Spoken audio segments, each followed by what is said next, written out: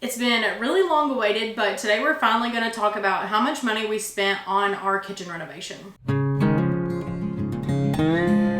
The kitchen has been done for a couple of months now, and I've tried to remember every single thing that we've spent money on, and I think I've finally remembered everything. So I have a list and a cost breakdown here on my phone. I just want to say this up front that we did not hire any of the work done except for rewiring the kitchen stove, which my brother did that. And we didn't even pay him cash or anything like that. We just worked it out with him to where we went over and helped them lay some flooring in their house. So other than that, there was no cost with labor involved with our kitchen renovation. We just did it all ourselves. So there is no labor cost factored into this. And also we bought as much material as we could reclaimed, and you'll notice like a huge price jump in material whenever we had to actually pay for like the ceiling boards. But the beadboard on the walls, all of that we got from an old house that was going to be tore down. And then some of the vertical boards were already put up, so we just had to buy new to match those. But we're just going to jump right in. The flooring we spent $50 on, and the flooring also came from, it was an old house. It was built in 1876, and it's in our same town, but it was going to be tore down. So we contacted the owner and asked if we could buy some material out of there. And we ended up spending like $200 on all the material. So we got some poplar flooring and beadboard out of it, and we also used it in our upstairs laundry room. But the flooring in here in the kitchen, we factored that in to be about $50 worth of material.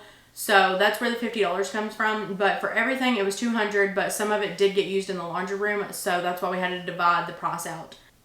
The floor sander rental was $40, and we did have to get a floor sander. We tried doing it with the belt sander, and it was not working. So we did go for the belt sander, which $40 isn't bad. And we did get to use it. I think it was like 8 hours we paid for. The next thing we bought was liquid nail, and it was $40. And the liquid nail was used to glue the floorboards down. And one of you guys actually recommended it. You said that it would help with like the squeaking noise, and it has helped tremendously. We noticed a huge difference between the kitchen floor and the laundry room floor because they're exactly the same.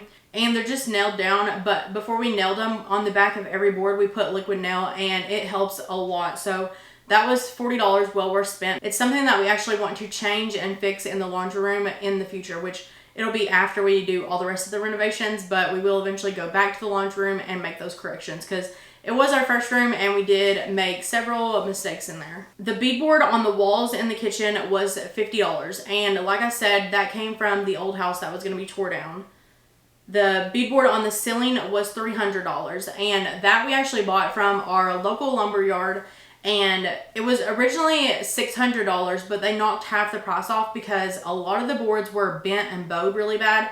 So we did have a hard time getting them up there, but once we got them up there, everything worked out. It was just trying to get the bow out of them and make them go up correctly. That was kind of hard, but we did save $300, and it was worth it to us because we didn't really have the money at the time. So if you don't know, we do pay cash for all of our renovations. That's why we are so slow at it, and currently why we're not doing any renovations right now is we just don't have the money right now. The vertical boards on the bottom half of the kitchen, we only had to do half of the kitchen in those, and just for that little amount was $400. So those boards were not half off, they were full price, and if I'm not mistaken, they were $10 per board.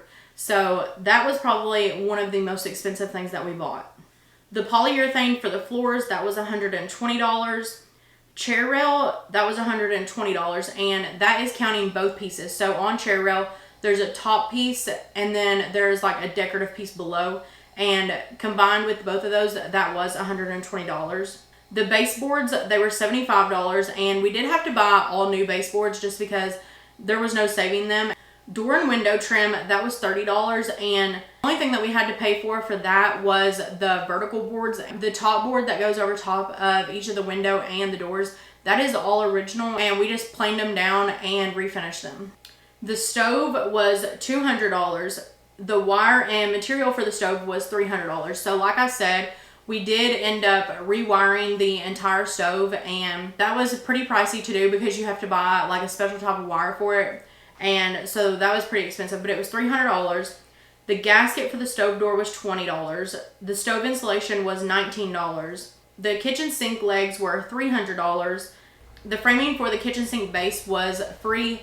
just because we used all scrap material that we had. Even for the outer edge boards on the sink base, we had a stack of old lumber out in the barn, and I don't even know where it came from, but it was free. So we just planed all that down and stained it, and it turned out so good. So the framing for the sink base was free. The only thing we paid for was the legs, and those were expensive.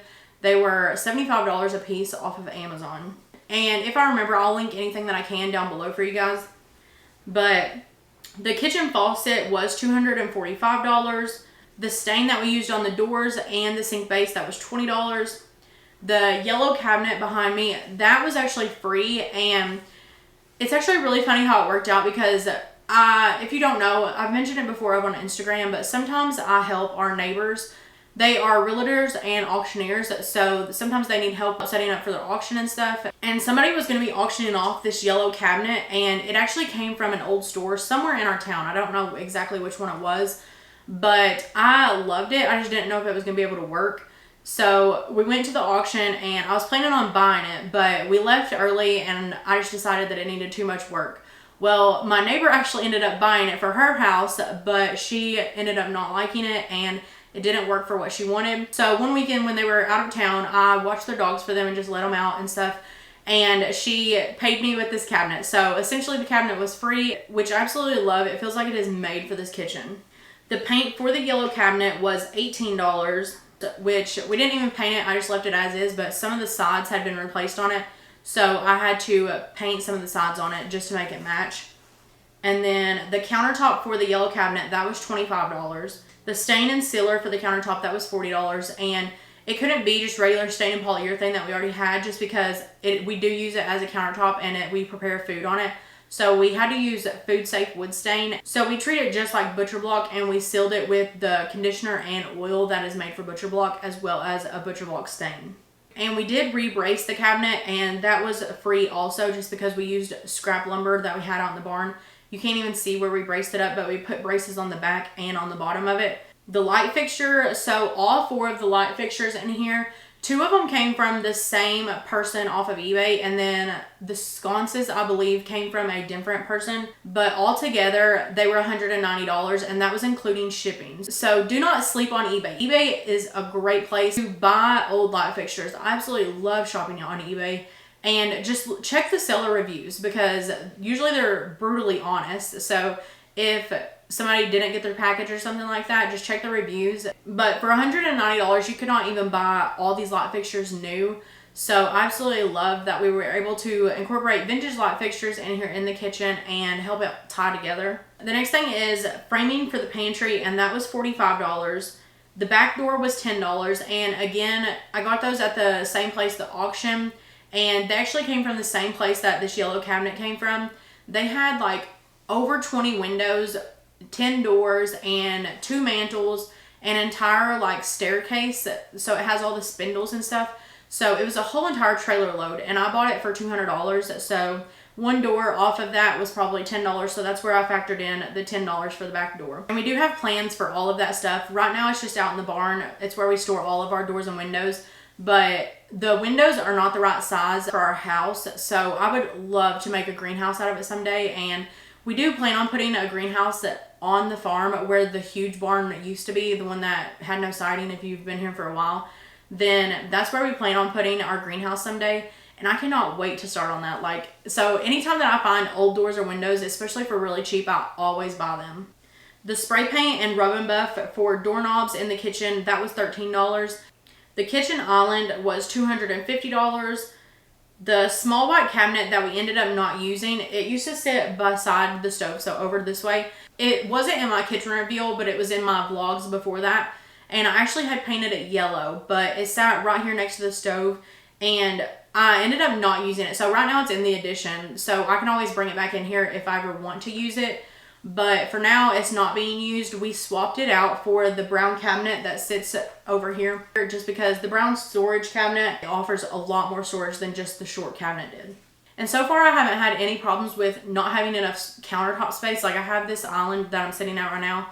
I know you can't see it, but it's a pastry table, and I absolutely love it. Like, I use it and then the cabinet behind me, and that's it. That's all I have for countertop space, but so far, I haven't needed any more.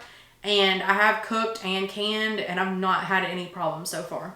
The next thing is the new window, and that was $220. The primer for the walls and ceiling, that was $270, and that was really expensive just because we had to buy the Zinsser Ben primer to cover up all the knots and the tannins that was bleeding through the wood. So that's part of why that was so pricey. Paint for walls and ceiling, that was $60.